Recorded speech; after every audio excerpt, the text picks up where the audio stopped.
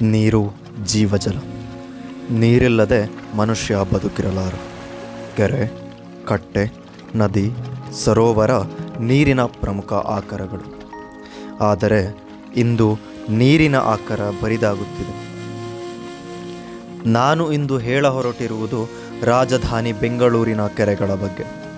Silicon city, electronic city ಎಂದೇ ಕರೆಸಿಕೊಳ್ಳುವ ಬೆಂಗಳೂರು ಕೇವಲ IT-BT ಕಂಪನಿಗಳಿಗೆ ಮಾತ್ರ ಸೀಮಿತವಾಗಿಲ್ಲ. ಉದ್ಯಾನವನ ಹಾಗೂ ಕೆರೆಗಳ ತವರು ಕೂಡ ಹೌದು. ರಾಜ ಮಹಾರಾಜರ ಕಾಲದಿಂದಲೂ ಅದೆಷ್ಟೋ ಜೀವಸಂಕುಲಗಳಿಗೆ ಆಧಾರವಾಗಿ ಆಶ್ರಯವನ್ನು ನೀಡುತ್ತಾ ಬಂದಿದೆ. ಕಾಲ ಬದಲಾಗಿದೆ, ನಾಗರಿಕತೆ ಬೆಳೆದು ನಿಂತಿದೆ. ಮಾನವನ ಅತಿಯಾದ ಬುದ್ಧಿವಂತಿಕೆಯಿಂದ ಕೆರೆಗಳು ಒತ್ತುವರಿಯಾಗತೊಡಗಿದವು. ನೂರಾರು ಕೆರೆ ಕಟ್ಟೆಗಳಿಂದ ತುಂಬಿದ್ದ ಬೆಂಗಳೂರಲ್ಲಿ ಈಗ ಬೆರಳೆಣಿಕೆಯಷ್ಟು ಕೆರೆಗಳು ಮಾತ್ರ ಉಳಿದಿರುವುದು ವಿಪರ್ಯಾಸವೇ ಸರಿ. ಗತಕಾಲದಿಂದಲೂ ಬೆಂಗಳೂರಿನ ಪ್ರವಾಸಿ ತಾಣವಾಗಿ ಹಾಗೂ ಬೆಂಗಳೂರಿಗೆ ನೀರನ್ನು ಸರಬರಾಜು ಮಾಡುತ್ತಿದ್ದ ಕೆರೆಯೇ ಸ್ಯಾಂಕಿ ಟ್ಯಾಂಕ್. ಅಲ್ಲಿನ ನೈಜತೆ, ಕೆರೆಯ ಇತಿಹಾಸವನ್ನು ಹೇಳ ಹೊರಟಿರುವ ಈ ಸಾಕ್ಷ್ಯ ಚಿತ್ರವೇ ಸ್ಯಾಂಕಿ ಕೆರೆಯ ಒಡಲದಾರಿ. 19ನೇ ಶತಮಾನದ ದ್ವಿತೀಯಾರ್ಧದಲ್ಲಿ ಬೆಂಗಳೂರು ನಗರ ವೇಗವಾಗಿ ಬೆಳೆಯಲಾರಂಭಿಸಿತು. ಹೆಚ್ಚುತ್ತಿರುವ ಜನಸಂಖ್ಯೆಗೆ ನೀರನ್ನು ಸರಬರಾಜು ಮಾಡುವುದೇ ಒಂದು ದೊಡ್ಡ ಸವಾಲಾಗಿ ಪರಿಣಮಿಸಿತು. ಇದನ್ನೆಲ್ಲ ಗಂಭೀರವಾಗಿ ಪರಿಗಣಿಸಿದ ಅಂದಿನ ಬ್ರಿಟಿಷ್ ಸರ್ಕಾರ ಹಾಗೂ ಮೈಸೂರಿನ ಮಹಾರಾಜರು ಕೆರೆ ನಿರ್ಮಾಣಕ್ಕೆ ಸೂಚನೆಯನ್ನು ನೀಡಿದರು. 1882ರಲ್ಲಿ ಮದ್ರಾಸ್ ರೆಜಿಮೆಂಟ್ನ ಅಧಿಕಾರಿ ರಿಚರ್ಡ್ ಹೈರಾಮ್ ಸ್ಯಾಂಕಿ ಈ ಕೆರೆಯನ್ನು ಕಟ್ಟಿಸಿದರು ಹಾಗೂ ಅದನ್ನು ಮಿಲ್ಲರ್ ಮತ್ತು ಧರ್ಮಾಂಬುದಿ ಕೆರೆಗೆ ಜೋಡಿಸಲಾಗಿತ್ತು. ಅರ್ಧ ಬೆಂಗಳೂರಿಗೆ ಇದೇ ಕೆರೆಯ ನೀರನ್ನು ಬಳಸಲಾಗುತ್ತಿತ್ತು. ಈ ಸ್ಯಾಂಕಿ ಕೆರೆಗೆ ಶ್ರೀಗಂಧದ ಕೆರೆ ಎಂದು ಕರೆಯಲಾಗುತ್ತದೆ. ಪಕ್ಕದಲ್ಲಿಯೇ ಶ್ರೀಗಂಧದ ಫ್ಯಾಕ್ಟರಿ ಇರುವುದರಿಂದ ಈ ಹೆಸರು ಬಂತು ಎಂಬ ಪ್ರತೀತಿ ಕೂಡ ಇದೆ. ಈ ಕೆರೆ ಸುಮಾರು 37 ಎಕರೆ ವಿಸ್ತೀರ್ಣದಲ್ಲಿದೆ. ಪಕ್ಕದಲ್ಲಿ ಸುಂದರ ಉದ್ಯಾನವನ ಮನಸೂರೆಗೊಳಿಸುತ್ತದೆ. ಕೆರೆಯೇನೋ ನಿರ್ಮಾಣವಾಯಿತು. ಕಾಲಾಂತರದಲ್ಲಿ ಕೆರೆಯ ನೀರು ಅತಿಯಾಗಿ ಕಲುಷಿತಗೊಳ್ಳತೊಡಗಿತು.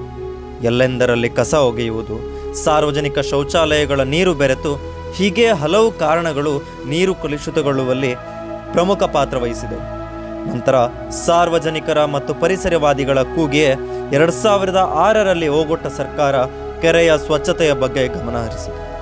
ಪರಿಣಾಮವಾಗಿ ಕೆರೆಯ ಸುತ್ತಮುತ್ತ ಮರಗಿಡಗಳನ್ನು ನೆಡಲಾಯಿತು. ಕೆರೆ ಪಕ್ಕದಲ್ಲಿ ಸುಂದರ ಉದ್ಯಾನವನ ತಲೆ ಎತ್ತಿತು. ಪಕ್ಷಿಗಳು ಬಂದು ನೆಲೆಸಲು ಪ್ರಾರಂಭಿಸಿದವು. ಜಲಸಸ್ಯಗಳು, ಸೂಕ್ಷ್ಮ ಜೀವಿಗಳು, ಹಲವಾರು ಜಾತಿಯ ಮೀನುಗಳು ಮತ್ತು ಅವುಗಳನ್ನು ತಿನ್ನುವ ಪಕ್ಷಿಗಳನ್ನು ಒಳಗೊಂಡಿರುವ ಶ್ರೀಮಂತ ಜೈವಿಕ ವೈವಿಧ್ಯತೆಯನ್ನು ಈ ಸ್ಯಾಂಕಿ ಕೆರೆ ಹೊಂದಿದೆ. ವಿದೇಶದಿಂದ ವಲಸೆ ಬರುವ ಪಕ್ಷಿಗಳ ನೆಚ್ಚಿನ ತಾಣವಾಗಿದೆ.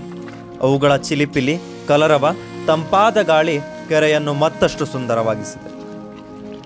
ಅಭಿವೃದ್ಧಿ ದೃಷ್ಟಿಯಿಂದ ಸುತ್ತಲೂ ಬೇಲಿಯನ್ನು ಅಳವಡಿಸಲಾಗಿದೆ. ಗಣೇಶನ ಮೂರ್ತಿ ವಿಸರ್ಜನೆಯಿಂದ ಕೆರೆ ನೀರು ಕಲುಷಿತವಾಗುವ ಕಾರಣ ಗಣೇಶ ಮೂರ್ತಿ ವಿಸರ್ಜನೆಗೆ ಪ್ರತ್ಯೇಕವಾದ ಕೊಳವನ್ನು ನಿರ್ಮಿಸಲಾಗಿದೆ. ಪಾದಚಾರಿಗಳ ಅನುಕೂಲಕ್ಕಾಗಿ ಓಡಲು ಮತ್ತು ನಡೆಯಲು ಬೇರೆ ಬೇರೆ ಪಾದಚಾರಿ ಮಾರ್ಗವನ್ನು ನಿರ್ಮಿಸಲಾಗಿದೆ. ಒಂದು ಕಡೆ ವೃದ್ಧರು ವಾಕಿಂಗ್ ಮಾಡಿದರೆ ಇನ್ನೊಂದು ಕಡೆ ಯುವಕರು ತಮ್ಮ ದೇಹವನ್ನು ವ್ಯಾಯಾಮದಿಂದ ಸಜ್ಜುಗೊಳಿಸುತ್ತಿರುವುದು ಕಂಡುಬರುತ್ತದೆ.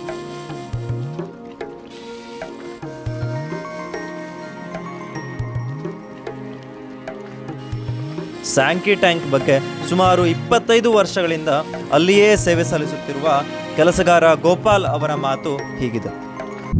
ಗೋಪಾಲ್ ಕೃಷ್ಣ ಅಂತ. ನಾವು ಸ್ಯಾಂಕಿ ಕೆರೆಗೆ 2004ರಲ್ಲಿ ಏಪ್ರಿಲ್ 1ನೇ ತಾರೀಕು ಇಲ್ಲಿ ಅಭಿವೃದ್ಧಿ ಆದಮೇಲೆ ಅಂತ ಮೇಂಟೆನೆನ್ಸ್ಗಂತ ಕೊಟ್ಟಿದ್ದಾರೆ. ಆವಾಗಿಂದ ಇದುವರೆಗೂ ಮೇಂಟೆನೆನ್ಸ್ ಮಾಡ್ಕೊಂಡು ಬರ್ತಾನೆ ಇದ್ದೀವಿ. ಹಾಗೆಲ್ಲನೂ ಶ್ಯಾಮರಾಜ್ ಕಂಪ್ನಿಯವರು 2000ರಲ್ಲಿ ಅಭಿವೃದ್ಧಿ ಕಾಮಗಾರಿಕೆಯನ್ನು ಇದು ಮಾಡಿಸಿದ್ರು. ಅದು ಆಗಲೂ ಚೆನ್ನಾಗಿತ್ತು. ಆಗ ಮೇಂಟೆನೆನ್ಸ್ ಅಂತ ಬಂದ್ವಿ. ತಿರ್ಗಾ 5 ವರ್ಷ ಆದಮೇಲೆ ತಿರ್ಗಾ ಸ್ವಲ್ಪ ಇನ್ನೂ ಚೆನ್ನಾಗಾಗಬೇಕು, ಜನಗಳಿಗೆ ಓಡಾಡೋದಕ್ಕೆ ತೊಂದರೆ ಆಗ್ತಾಯಿತ್ತು ಪಾತ್ವೆಯಲ್ಲಿ. ಆವಾಗ 8 ಅಡಿ ಪಾತ್ವೆ ಮಾಡಿದರು. ಆಮೇಲೆ ಪಾತ್ವೆ ಜನ ಜಾಸ್ತಿ ಆಗ್ತಾ ಸ್ಯಾಂಕಿ ಕೆರೆ ಚೆನ್ನಾಗಿದೆ ಅಂತ ಹೇಳ್ಬಿಟ್ಟು ಸಾರ್ವಜನಿಕರು ವಾಯುವಿಹಾರಕ್ಕೆ ಬರೋಕ್ಕೆ ಹೆಚ್ಚಾದರು. ಆ ಸಮಯದಲ್ಲಿ ಇನ್ನೊಂದು ಸಲ 2ನೇ ಕಾಮಗಾರಿಕೆ ಕೈಗೆತ್ಕೊಂಡಾಗ ಆವಾಗ ವಾಕಿಂಗ್ ಪಾತು 8 ಅಡಿ ಇರೋದನ್ನು 20 ಅಡಿ ವಾಕಿಂಗ್ ಪಾತು ಅಗಲ ಮಾಡಿದರು. ಆಗ 500 ಜನ ಬರೋರನ್ನ ದಿನ 1000 ಜನ ಬರೋಕ್ಕೆ ಶುರು ಮಾಡಿದರು. ಈಗ ಏನಾಯ್ತಂದರೆ ಈಗ ಹೊಸ್ದಾಗಿ ಮಾಡಿದ್ರಿಂದ ಒಂದು ವಾಕಿಂಗ್ ಟ್ರ್ಯಾಕು, ಒಂದು ಜಾಗಿಂಗ್ ಟ್ರ್ಯಾಕ್ ಅಂತ ಮಾಡಿದ್ದಾರೆ. ಯಾಕಂದರೆ ಯಂಗರ್ಸ್ಗೆ ವಾಕ್ ಮಾಡೋಕ್ಕಾಗಲ್ಲ, ಓಡಬೇಕು ಅವರು ಅಂತ ವಾಕಿಂಗ್ ಟ್ರ್ಯಾಕ್ ಮಾಡಿದ್ದಾರೆ. ಕೆಲವು ವಯಸ್ಸಾದವರು ಅವರು ಇವರೆಲ್ಲ ವಾಕ್ ಮಾಡೋಕ್ಕೆ ಒಂದು 20 ಅಡಿ ಜಾಗ ಮಾಡಿದ್ದಾರೆ, 30 ಅಡಿ ವಾಕಿಂಗ್ ಪಾತು ಪ್ಲಸ್ ಜಾಗಿಂಗ್ ಪಾತು ಸೇರಿ 30 ಅಡಿ ಅಗಲ ಮಾಡಿದ್ದಾರೆ. ಈಗ ಬೆಳಗ್ಗೆ ಸಾಯಂಕಾಲ ಏನಿಲ್ಲ ಅಂದ್ರೂ 1,500ರಿಂದ 2,000 ಜನ ಇಲ್ಲಿ ವಾಯುವೀರಕ್ಕೆ ಬರ್ತಾರೆ. ಸ್ವಚ್ಛತೆ ಬಗ್ಗೆ ಅಂದರೆ ಎಲ್ಲ ಕಡೆಯೂ ಕ್ಲೀನಾಗಿರ್ತದೆ. ಸ್ಯಾಂಕಿ ಕೆರೆಯಲ್ಲಿ ಪ್ರತಿದಿನ ಕ್ಲೀನಿಂಗ್ ಇರುತ್ತೆ. ಕೆರೆಯಲ್ಲಿ ಮಳೆ ಗಿಳೆ ಬಂದಾಗ ಸ್ವಲ್ಪ ಪ್ರಾಬ್ಲಮ್ ಆಗುತ್ತೆ. 2006ರಲ್ಲಿ ಅದನ್ನು ಎಲ್ಲೆಲ್ಲಿ ಕೆರೆ ಓವರ್ಫುಲ್ ಆದ ಕೆರೆಗೆ ಬರಬಾರ್ದು ಅಂತೇಳ್ಬಿಟ್ಟು ಅದನ್ನೆಲ್ಲ ಕ್ಲೋಸ್ ಮಾಡಿಸಿ ಆಗ 9 ಅಂಗಳ ಪೈಪ್ ಹಾಕಿದ್ರು. ಆಮೇಲೆ 1.5 ಅಡಿ ಪೈಪ್ ಹಾಕ್ಸಿದ್ವಿ ನಮ್ಮ BBMP ಲೇಕ್ ಕಡೆಯಿಂದ, ಪ್ರಾಜೆಕ್ಟ್ ಕಡೆಯಿಂದ ಆಗ್ಬಿಟ್ಟು ಆದಮೇಲೆ ಇದುವರೆಗೂ ಯಾವುದೂ ನೀರು ಕಲುಷಿತ ನೀರು ಬರೋದಿಲ್ಲ. ಅನ್ನ ಮಾತ್ರ ಹಾಕ್ತಾರೆ, ಅದು ಮೀನಿಗೆ ಆಹಾರ ಆಗುತ್ತೆ ಅಂತ ಹೇಳ್ಬಿಟ್ಟು ಅದನ್ನು ಮಾತ್ರ ಅಲೋ ಮಾಡಿಸಿದ್ದಾರೆ. ಸ್ಯಾಂಕಿ ಕೆರೆಯ ಮತ್ತೊಂದು ವಿಶೇಷತೆ ಎಂದರೆ ವೃದ್ಧರಿಗಾಗಿ ಯೋಗ ಮಂದಿರವನ್ನು ಸ್ಥಾಪಿಸಿದೆ.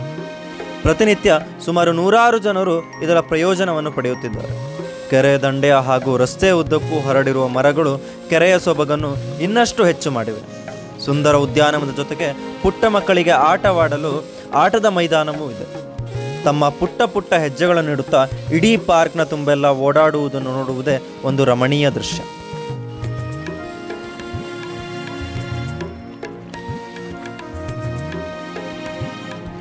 ಕೆರೆಯ ಒಡಲಿನಲ್ಲಿರುವ ವಿಶೇಷತೆ ಇದಾದರೆ, ಕೆರೆಯ ಹೊರಗೆ ಕನ್ನಡಕ್ಕಾಗಿ ಹೋರಾಡಿದ, ಕನ್ನಡವನ್ನು ಬೆಳೆಸುವಲ್ಲಿ ಪಾತ್ರವಹಿಸಿದ ಗೋಕಾಕ್ ಚಳುವಳಿಯ ಬಗ್ಗೆ ವಿಶೇಷವಾದ ಮಾಹಿತಿಯನ್ನು ನೀಡಿ ಪಾರ್ಕ್ ಸ್ಥಾಪನೆ ಮಾಡಿದ್ದಾರೆ. ಅದರಲ್ಲಿ ಸಂಪೂರ್ಣವಾಗಿ ಚಳುವಳಿಯ ವಿವರವನ್ನು ನೀಡಲಾಗಿದೆ. ಡಾಕ್ಟರ್ ರಾಜ್ ಅವರು ಕನ್ನಡ ಭೂಮಿ ಮತ್ತು ಭಾಷೆಯ ಸಲುವಾಗಿ ಯಾವುದೇ ತ್ಯಾಗಕ್ಕೆ ನಾನು ಸಿದ್ಧ ಎಂದು ಹೇಳಿದರು. ಅದರ ಸವಿ ನೆನಪಿಗಾಗಿ ಗೋಕಾಕ್ ಚಳುವಳಿ ವೃತ್ತ ಎಂಬ ಹೆಸರಿಟ್ಟು ರಾಜ್ಕುಮಾರ್ ಹಾಗೂ ಅವರ ಚಳುವಳಿಗೆ ಸಂಬಂಧಿಸಿದ ಕೆಲ ಫಲಕಗಳನ್ನು ಅಳವಡಿಸಲಾಗಿದೆ.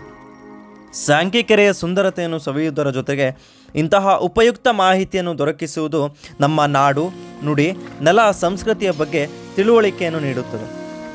ಹಾಗೆಯೇ ಬೆಂಗಳೂರಿನ ಒಂದು ಪ್ರಸಿದ್ಧ ಕಾಡು ಮಲ್ಲೇಶ್ವರ ದೇವಾಲಯ ಕೂಡ ಈ ಕೆರೆಯ ಹತ್ತಿರದಲ್ಲೇ ಇರುವುದು ಬೆಂಗಳೂರಿನ ಪ್ರಮುಖ ಆಕರ್ಷಣೆಯಾಗಿ ನಿಂತಿದೆ ಈ ಸ್ಯಾಂಕಿ ಲೇಕ್. ಮನಸ್ಸು ಒತ್ತಡ ಹೊಂದಿದರೆ, ಬೇಸರ ಮೂಡಿದರೆ, ಇಲ್ಲವೇ ಪುಟ್ಟ ಮಕ್ಕಳಿಗೆ ಸಂತತ ಕ್ಷಣವನ್ನು ನೀಡಬಯಸಿದರೆ ಸ್ಯಾಂಕಿ ಕೆರೆ ಒಂದು ಅದ್ಭುತ ತಾಣ. ಒತ್ತಡ ಜೀವನದ ಮಧ್ಯೆ ನಮ್ಮವರ ಜೊತೆ ಒಂದಿಷ್ಟು ಸಮಯವನ್ನು ಕಳೆಯಬಹುದು.